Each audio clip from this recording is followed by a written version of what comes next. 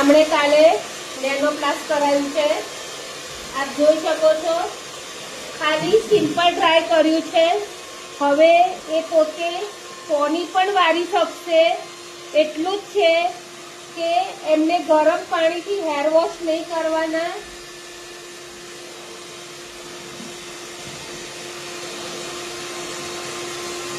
જુઓ, હું એમનામાં પોની વાળી રહી છું।